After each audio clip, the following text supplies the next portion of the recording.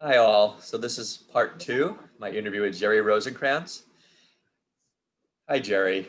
Hi, Morning. Michael. So at the end of our last interview, um, Yeah, we were talking about being a mensch, and you had mentioned your involvement with the homeless shelter. yeah. I'd wanted to say a little bit about that and what that's all about. Well, on one hand, they applied to a community council here for approval, and our group, which is a volunteer group of about 11 buildings and about 7,000 people, were opposed because the homeless shelter would bring in 127 young men. Hmm. And this was in an area that had already 22 bars that we were fighting. But we talked to them and we got them to agree to close at an early time um, and to parole around the building, etc. And for us to join their board so that if something went wrong, we could bring it up and try to remedy it. And it's been about 4 years, 5 years, and it's worked out wonderfully. And I know all the people at the shelter, and they really work well. They're educated. You know, they're on top of things. They're innovative. Good people. So is homelessness a pretty big issue in New York City? Um, Obviously, yes, but there are something like 70,000 people who are homeless. On the other hand, the city has done, I think, a terrific job in providing shelters. Some people didn't want to go to a shelter because they were afraid of violence there or this or that. And all that's true. But I thought they had it under control. And New York has a lot of shelters, and they probably can accommodate 60. Some people just don't want to go. And there's a law that police can't just pick them up. They have to talk to them and they have to then gradually get them to go to the shelter. So Huge issue. it's a problem, yeah, It's a but problem. it's, but at least they're addressing it, Yes, absolutely. yeah. Okay, so let's continue to move on in your book then. Yeah, You early on in the book, you discuss a situation where you were part of the Sigma Alpha, in which a nominee was rejected because she only partially fulfilled the service requirement, and you actually stood up for her. Uh, yeah. and so, why did you do that? Does it get back to fairness, Well, helping others? you know, as cheap as the school was, $8 a year, she had to work, period. She was very bright, very nice, but she had to work. She wasn't in a position to you know, do service outside and volunteer and all. She needed cash. And I thought that the people who were voting, and it wasn't a big group, maybe 12 people in the Honor Society, were not sensitive to her. You know, she had the grades, very good grades, very bright. So I stood up and I said, whatever I said, come on, this person qualifies in every which way. She's broke. We're in college just because we can afford $8. And that changed the minds of some people. And she got in. Yeah. Was it about thinking back though? Was it about fairness? Would you say? I mean, why? Why would you stand up for someone? Well, I worked, but I didn't, in the ultimate sense, I didn't have to. And my parents had enough. Maybe they couldn't send me to colleges where, the fees were enormous according to us. But I just thought it was, fairness is a good word. Okay. So you had swelling for 7 years. You Yeah. talked about it a bit in your book, and you never really determined what the cause was. But No, looking back, do you have any more thoughts about why, what that was about? well, in the ultimate sense, no. I was thinking about, I was clearing out some stuff in the closet today. There was a magazine for the industry, maybe, I don't know, 16 pages, 18 pages. And there was an article about Joe, my partner, and I. They interviewed us as a feature in the magazine. And I was able to, a number of people's names. It was a very nice article. A number of names came up, and of competitors, of ads, and all of that. And it brought back a lot of material, but somehow it also brought me back to the swellings. And in the ultimate sense, a part of me thought, maybe I didn't belong here, or I wasn't bright enough. I wasn't this, I wasn't that.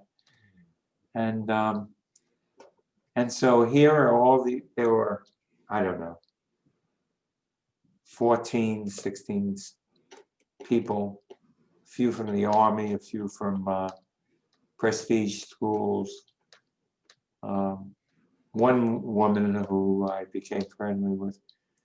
They all seemed to be on top of it, and I didn't think. And so I guess it was a feeling of maybe I didn't belong.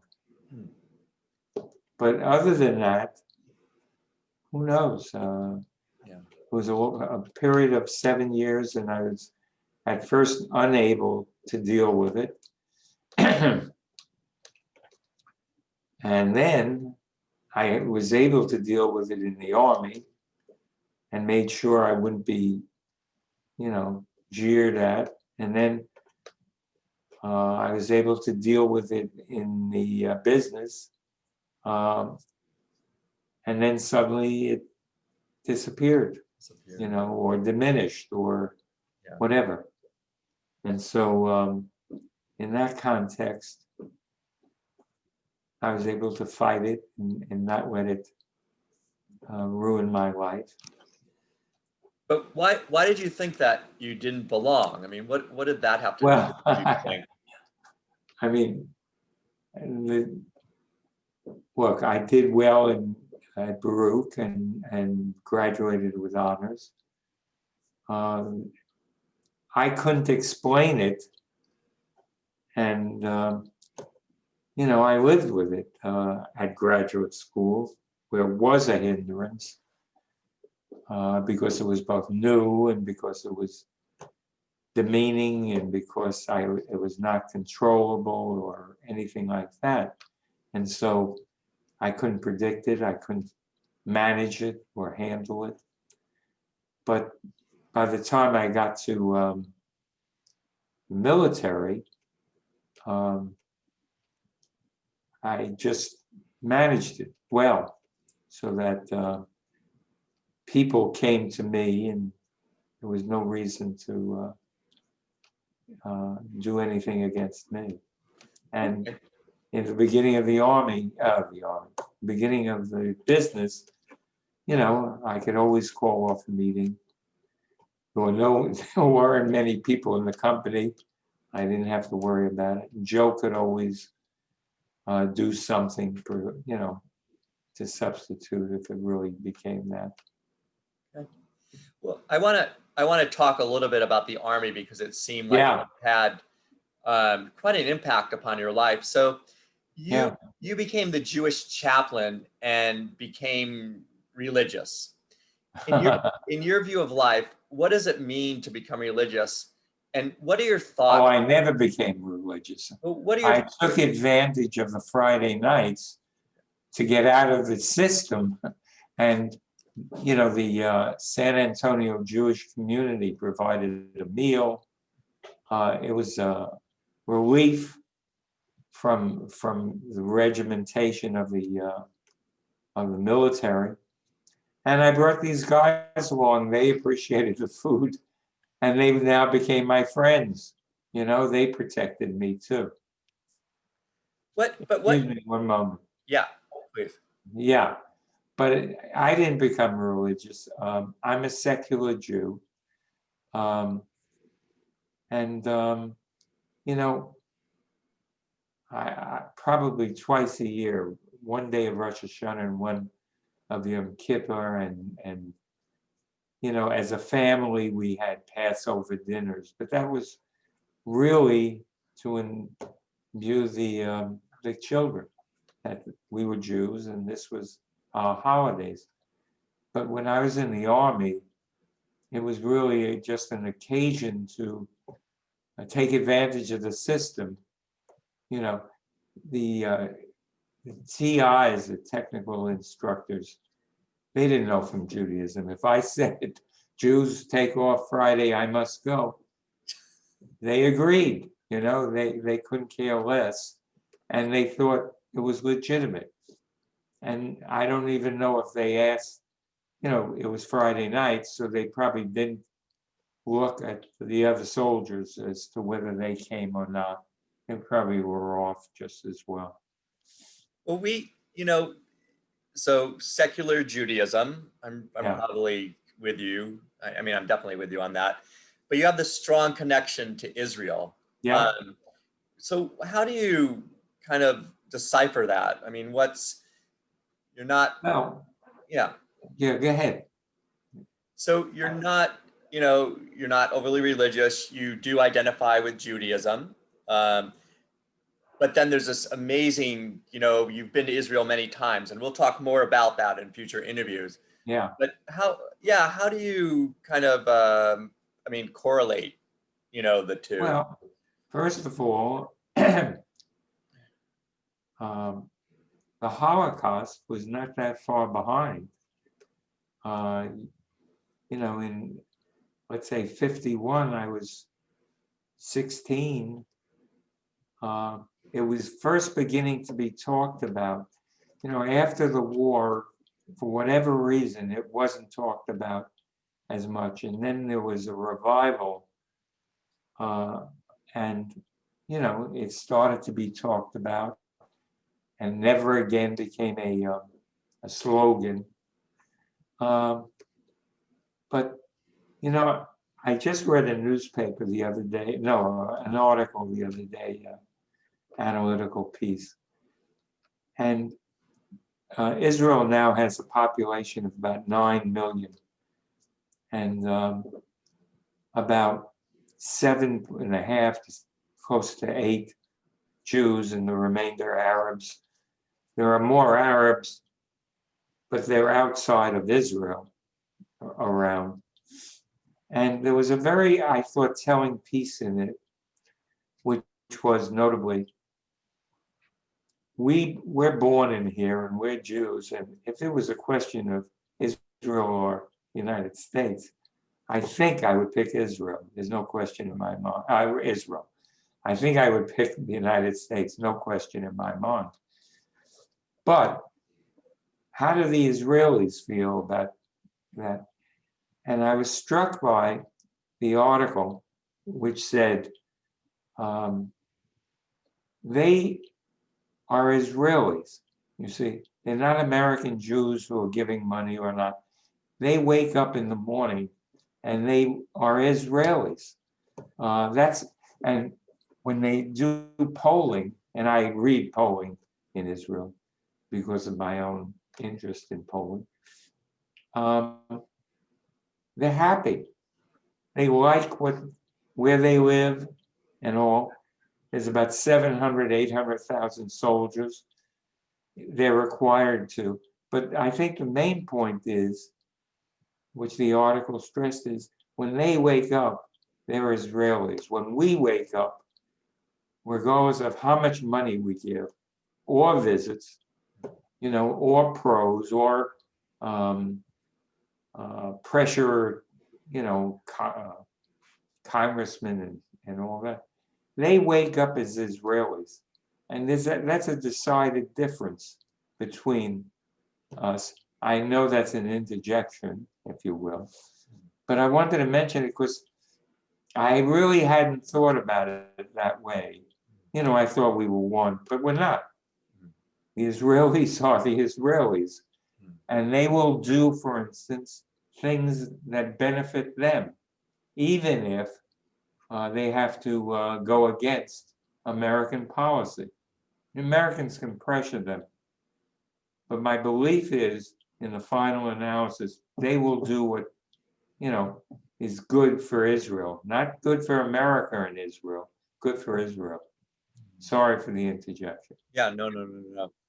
So can you talk a little bit about what you remember kind of growing up in the house, probably, with Bella and Louie? And I mean, how much talk of religion was there? You were all bar mitzvahed and all that kind of Well, thing. they were both secular. They totally agreed. They wanted us to be bar mitzvahs, and we were. They wanted to observe Rosh Hashanah and Yom Kippur and Passover, because Passover was a good celebration and all of that. But they didn't go every week to a temple. In fact, they never went to a temple except for, in quotes, the high holy days. Did I get my secularism from them? Nah, that's what I felt. Maybe I did, but I doubt it. I think my main point is they weren't religious in any sense. Yeah.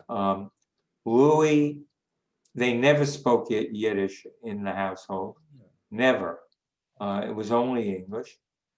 And Dad had a bit of an accent. He wasn't born here. He came here at 17, so it's not unusual. Bella had no accent. She spoke perfect English. But the religion just was not in the ballgame. And when I married Sheila, I think it was exactly the same. Her attitude, her feelings, and her English is excellent. Her mother had a slight accent. I know that my mother, Miriam, also had an accent. I was told that. I think Norman may have told me that. Yeah, she must have. Okay, I want to go back to the military again. Yeah. So how you talk about on page 155 how the military shaped a new Jerry. Yeah. When you think back about that experience, I mean, what made you different? Well, for one thing, we were 44 men. That's a unit, and there may have been 10 units training or 20, but our unit was 44. You got the proverbial haircut and the clothing, and in the book, I didn't want to know from the clothing, so I sent home everything but one pair of everything. So that way my trunk was clean and all my shoes were shone. But it was the composition of the men. Literally, there was, as I mentioned in the book, there was only one college. He wasn't a graduate, maybe he was a graduate. He was a football player. We used to play touch football, and he was as strong as hell. You couldn't budge him. He didn't want anything to do with me, with New Yorkers or anything. He happened to be He went to Florida, Florida State, who remembers, and played football there. So there was one guy from New Jersey, this guy who we became very friendly with. So he could make, a bed beautifully, and mine looked shabby. But the thing I was worried about was I going to be,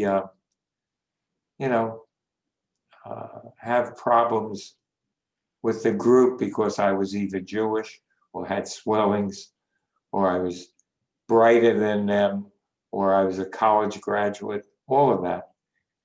But a few guys, as I think I say in the book, could not read or write well, and they couldn't do the material. And so I saw that, and I volunteered to help them read, explain passages, and they were very appreciative. There was about 3 to 5 of them. Going back for a moment, most of them were young, very young. Some of them were there because the judge sentenced them to either join the military or go to jail, and so they chose the military. And I write about that. So they were they were promised, a lot of them, that they would be jet mechanics, because the country was short of jet mechanics. But in fact, country was not short of jet mechanics. It was short of cooks and policemen and firemen and the sanitation men. And so that's when I signed up. They asked me what I wanted to be, and I didn't want to be a cook or a policeman or a sanitation guy. So I chose police.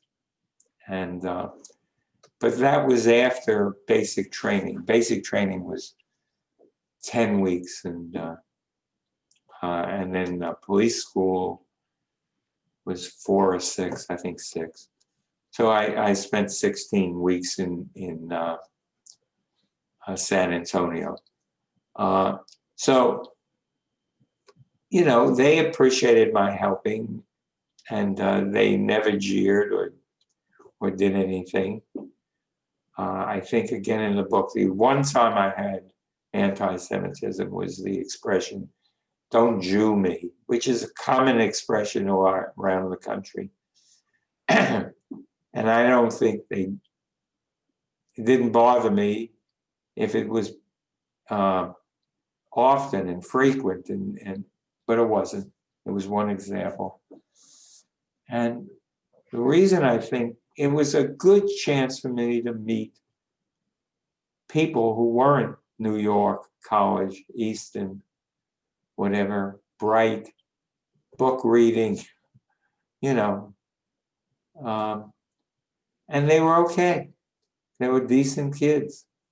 Some were nicer than others, but basically they were good people. And so I think that was an education for me. It was a revealing statement, they're not crackers, and they're not this, and they're not that. They want to get married, have children, have a good job. And that was the lore of jet mechanics. And the Air Force just used that as an excuse. Now, some of them were really good mechanics. In those days, you repaired the car and all, and you could do it. So they thought that experience would move on. But, jets mechanics are very rare. They're well-trained and promoted and all of that. So they didn't get it. Now, one last point. They were, as I said, mechanics, and they would have made good air policemen. They weren't afraid. They could fire a weapon. They could handle a club. They would have walked into a bar. The thought of that, I'm going to walk into a bar filled with guys and they may have a half a bottle and broken. I'm going to take them on. Who the heck wanted to do that? So the irony is, I made out well with the tests and won an award and the highest graduate and all of that. But I wouldn't have made a good cop, and they would. And that was something for me to remember. They could do the job. That means they could work in a machine shop, in a factory, and do it well. And I don't know that I could. So it was a lesson, you know. That's a great, And it was a good experience, the military. great reflection. Except, you know, I did have that bringing these TIs to court martial, and they were gone, and they abused power, but the new ones did. They were demanding, and they didn't abuse at all. Okay. Yeah. Now I want to switch a little bit to your Sure. two lifetime partners. So first I want to talk a little bit about Sheila. Yeah. So a few questions about that. So when and how did you know that Sheila would be one of your lifetime partners? Was it love at first sight? And how long did it take to know that she was the one? Well, you know, answering that question yourself, it's a tough question. I think I met her, as I say in the book, on a blind date. I had a car, my friend didn't. So he got a date for me. And I think that first night, I really liked her. I don't know that I would call it love, because love it has to take a little time to gel. And, you know, when they say love at first sight, I don't think it was love at first sight, but it sure heck was like at first sight. And I wanted to see her more. My friend dropped out. I drove to Brooklyn because that's where she lived, and I had the car. And within a few dates, I really felt a big attraction. You know, she was bright. I liked the way she looked. You know, she just attracted me a lot. And every time I saw her, it gained the attraction, and then I guess the start of love. You know, I thought she would be a good mother. There was no question about that in my thinking, and that was part of it. That she would be a terrific mother. She would care, and just raise them well. And I thought, with regards to myself, I thought she would be a good companion. She was well read. She was on top of things, you know, in terms of the politics. Her mother, I didn't meet her father. Her father passed away at 12, when she was 12. But her mother was a good woman, hardworking. God, you know, husband dies, you're left with two daughters, and you're teaching. You can make a certain amount of money, but not a hell of a lot. And she did. Her mother was a good woman, and I thought she brought the kids up well. So that was the background, and then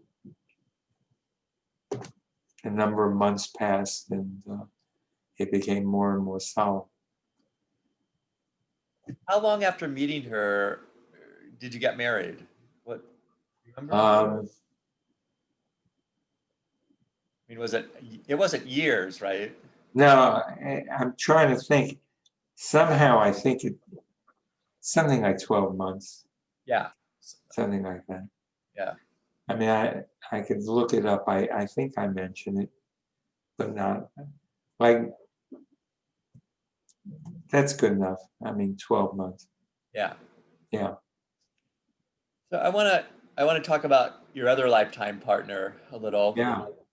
There's a quote in your book. You say two men cannot travel together unless they are agreed. Unless they are one. Maybe it's agreed. Okay. Yeah. Okay. um, and Joe unfortunately recently passed away, and he Right. more like a In fact, I wrote his obit um, just the other day. I obviously I have to show it to Sheila and show it to his current wife, his second wife, and they may not agree, and they may want to add things or delete things, or who knows. But I wrote it, and I thought that um, we were both young when we started the business, and both from the Bronx, and both went to Baruch, and both went, you know, um, into market research. So we had a lot of similarities. We both, he went into the Army as opposed to the Air Force, and he was given a choice, and he chose medics. And so he knew a lot about medicine because it was like 8 months or something like that, where he was taught, medicine. So maybe he was qualified as a nurse. I don't know exactly what the qualifications were. But I had just been fired from Gimbels, a terrible mistake. And he um, had gotten a job at a firm called Politz, which was probably the number one firm in the country and so well known. And he was there a week or two and he was fired, not for incompetence, but because they really wanted to change what they were doing. And they let go all of the, what today would be called interns or begin, sheer madness. But they were there, most research firms um, would do analysis of the problem, and that's it. And then the company would take over. And so he, as opposed to the others, would only take jobs if he was part of the process in the company. He was not hired by the company, but he would follow the product all the way through. So he knew, from beginning when the concept was, offered, accepted, they would try it out, test it, and move it along the process. His name was Alfred Politz. He had fled Nazi Germany. So he was introducing a different research situation. It was the complete study. And somehow he wanted to change something. I don't know. It's unimportant. Joe was hired right back at his research firm that he had left to go into the military and gotten this job. So both of he was very concerned that it was a very small research firm, not the big one. The big one was about 12 mil, which doesn't sound like a lot of money, but I looked them up. But at one point, we were at 37,000, and we were paying people. And then the second year, I think we were 175,000. So 12 million was in contrast, a lot of money. and who knows where they went. But Joe was afraid that he, in a small firm, he couldn't progress. He had a wife and a child. And he could look for another job. But we just met, meaning talked. We were good friends by then because I had replaced him when he went to the medics and the basic training. I had replaced him at the same firm. So we just decided to talk, and we went to sat on a bench in what is Herald Square in New York City. And in those days, Gimbels was opposite where we were sitting. And we talked for about 4 or 5 hours about our ambitions and what we wanted to do and how we might do it and what we could do and who were we and what was our skills, And I was looking for a job. After all, I was married. And we were going to live on Sheila's salary, $83. Again, an indication of 12 million versus $83 was a salary. And I don't know if I said or he, but I think it was me. I said, what if we try and start a business? I'll keep looking for a job. If we get any work, you can help at night. And we decided we would try it. Now, I think I could do that because I felt he had my back, to use a current expression. He was going to work just as hard as I would. He needed a little more money than I because of the baby. His wife was staying at home. She had worked, I don't know, for a doctor or something. But she, she was staying at home. She was an at-home mother. And basically, I thought we could trust each other. We could, do the same things together. We could grow. We could be, it was all of that. And so we tried it. And as book, you have a copy, indicates we sent out 200 letters to different companies and ad agencies. In those days, ad agencies did a lot of the work. They would hire us to do field and tab, gather data, tabulate it. But they would do the questionnaire and analysis. And so if you were going to call on people, you would call on both the agencies and manufacturers, hoping to get a job. And one firm answered. And I may be repeating what I said earlier, but one firm answered, named Fuller Smith and Ross. They were out of Cleveland. They had a New York office.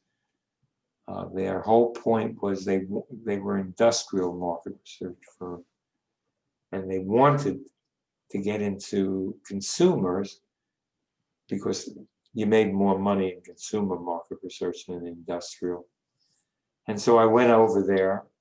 I had never presented and never spoken to a research leader, and I was interviewed first by a senior analyst, and he said, okay, the boss wants to talk to you. And I took that as a good sign. He asked me a lot of questions, and I'll go back. When I worked at this small research firm, he was the leader, the guy whose name was on the door, who founded the firm, was okay. But there was a guy who did most of the research within the firm, And he was a terrific, terrific tutor, teacher. And it did me well. And Joe worked there as well, and it did him well. We were really well versed in how to do research. So then when I went to this firm and the guy questioned me, I could answer him because I felt comfortable with it. And then I went inside to see the chief honcho. And he was about 28, 29. Very bright, but very with it.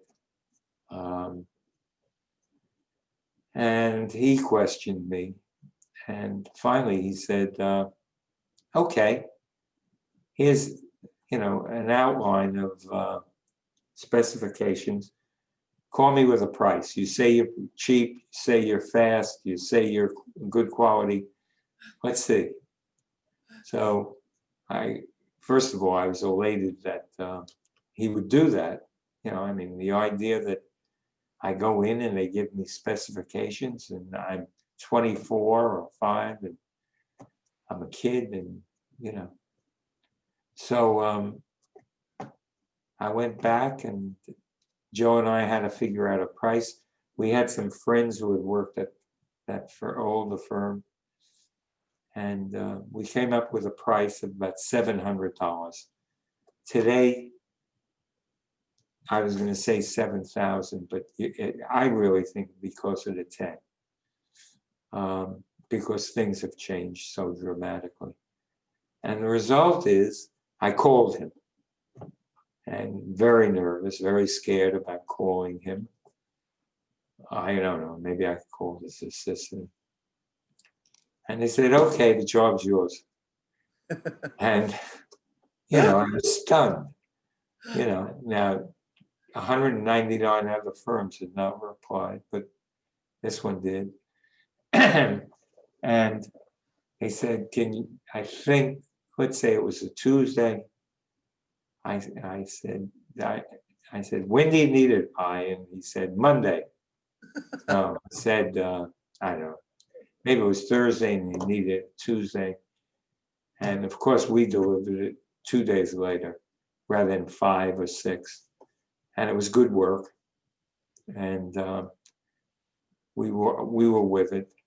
What it was I think it was for West Virginia Paper and Pulp.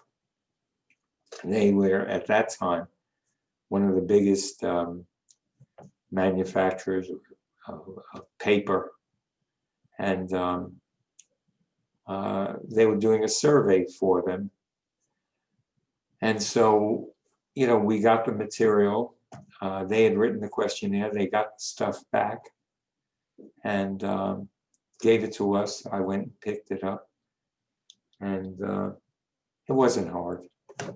And we both, these other people helped us. And we knocked it off. And they were very impressed, the people, Fuller Smith and Ross, that we delivered it in 2 days, whatever it was. So they had several other studies in that same stage. So they were able to, so they gave them to us, and it's funny, I was talking about that magazine. We did 2 studies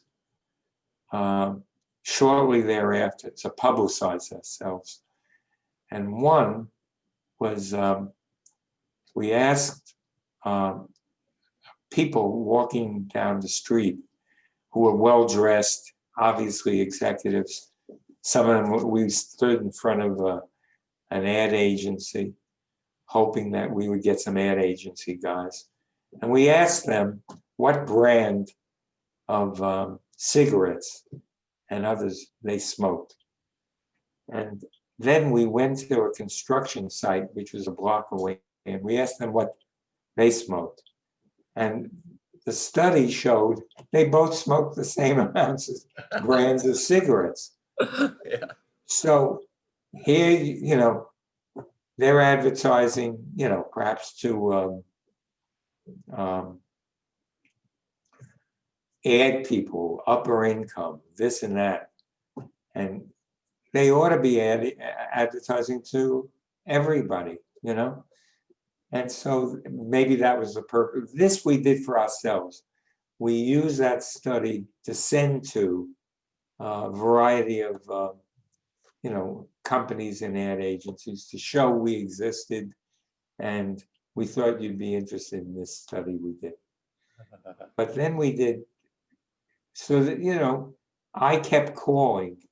What I did was I got on the phone and called all of these 199 people.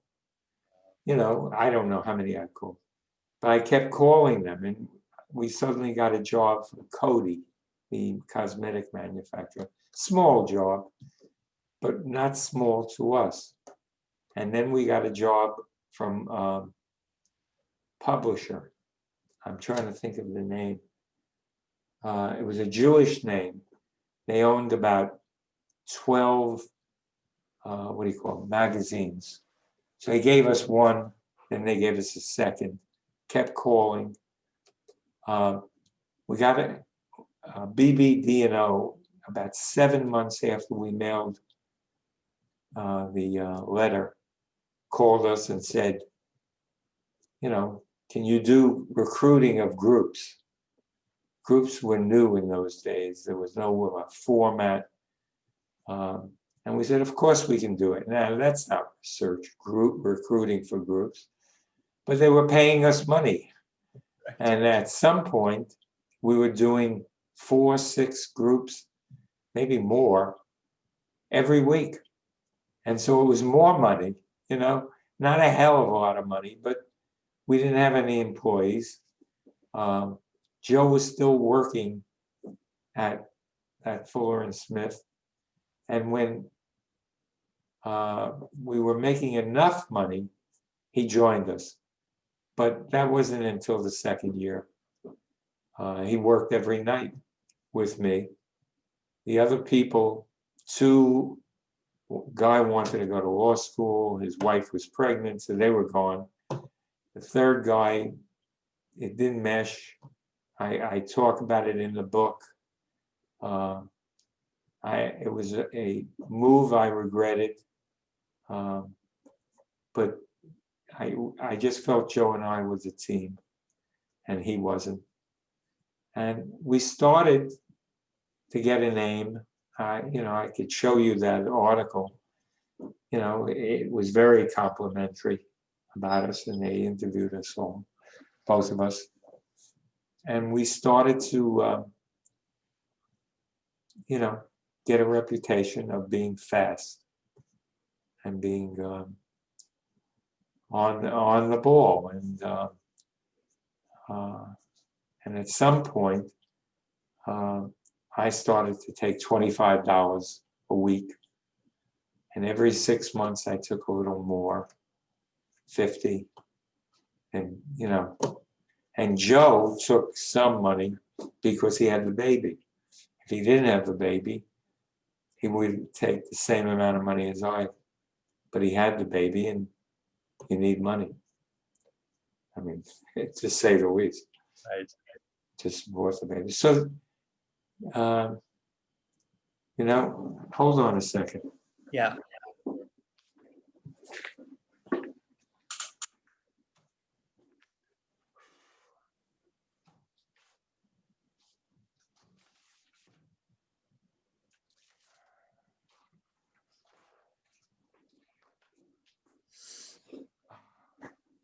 Here's a picture. I have a desk and, you know, a bulletin board and pictures. Yeah. Can you see this? Hold it up higher. I can't. More up higher. There we go. Okay. Yes, I can see that. You and Joe. Wow. But of course, this was many, many years later. Right. I mean, how old do I look? 35, 40, something like that? 40s probably, yeah. 40s. And he was a few months younger than me. He was born in October. So we were the same age. And the relationship was very good. We many times vacationed together, brought our kids many times, and I have pictures of the kids surfing, I guess surfing, you hold a board or whatever. And going, let's see, we went to Italy, we went to Spain, we went to England. And then we together, not the kids, went to Thailand, Tokyo, things like that. So we went together a lot. What can I say? It was, I mean, it was so much more than a business partnership. I mean, Yeah, you've described Joe as being part of, this family, right? right. Immediate. Well, I have one of the seniors in our firm wrote me a letter. He's doing a blog. And so I read the blog. And he threw in a line. He said, in all my life, I've never seen two guys, except family, ever be so close together. And it was unsolicited or anything like that. So yeah, we ate lunch together every day. So if you think of 40 years and 2000, whatever it is, and as a joke, I say that we probably ate 1,000 black and white cookies together, something like that. And we were, so we happened to have the same taste in food. So like once a month we would go to a Second Avenue deli, and we would go to Chinese food as a break, or or we'd go to like a deli for a bagel and whatever. In those days you could have cream cheese, you see. Now you have to have tofu, That's right. on your bagel. Right. But and of course, he was at all of my kids' bar mitzvahs. Of course, I was at his. I remember, and I don't know what we did in the last hour, but I know that I got a call at 4:30 in the morning. One day, his mother had passed away, and he told me he's an orphan. I said, we're family, and then I got up and dressed and went to his apartment and all of that. And our kids knew each other very well. In fact, when Joe died, Andrew wrote a note, excuse me, saying how much Joe meant to him, because he was raised from day one, till now. He always knew Joe, whether it was vacations we went on, et cetera. He knew Joe, and Joe was always with him. Joe would talk to him. And Mark wrote another very, very nice letter. So. Yeah, I've read both of them. Yeah, but that's how they were raised, and Wendy as well. Yeah. We're gonna talk about Saul in the future, but I mean, how do you deal with a loss then? Like, I know Joe's been sick for a few years, but yeah. Nevertheless, I mean, how have you dealt with that? Well, not well. He was like part of my family, and in excuse me, I mentioned that his parents brought my mother over, and his father was a good guy, and but I don't know how you deal with heavy losses. The other day I said I'm going to call Saul on that. Well, he's been dead a few months, you know, but I don't think you can just pause or stop or just change. It's income, it was income tax time. Saul was not there. I always trusted him with what he did. Now his assistant took over. And you feel there's nothing wrong with her work. Her work is excellent. But you feel like, is this right? I mean, if Saul said it was right, it was right. And it's funny. He lived till 93. The firm's founder lived till 93. So in terms of competence and all of that, it was not questionable. But in terms of, he and I would talk for 20 minutes on the phone, 30 minutes. And obviously you can't talk 30 minutes about the business. So we would talk about his grandson who was afflicted with a disease at a young age. And as a tribute to Saul, I would give a lot of money each year to the home where the young boy was living. But we would talk about a lot of things. And that's gone. It's like Joe, that's gone.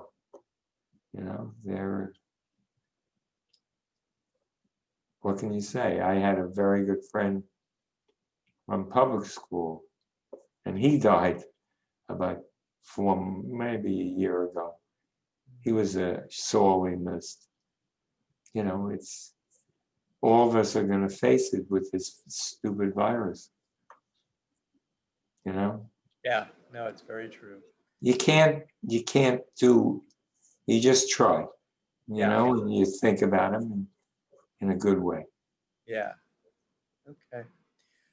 All right. Well, it's been another hour with Jerry. That's it? Wow. And so I have many more questions for you, of course. Okay. I hope We'll do that in the future. I hope I've answered them. Yeah. Fully and given you some feedback and insight. Terrific. All right. Well, thank you so much, Jerry. And okay. Talk to you soon. Good. Say hello. I will. How's everything doing? Everyone's doing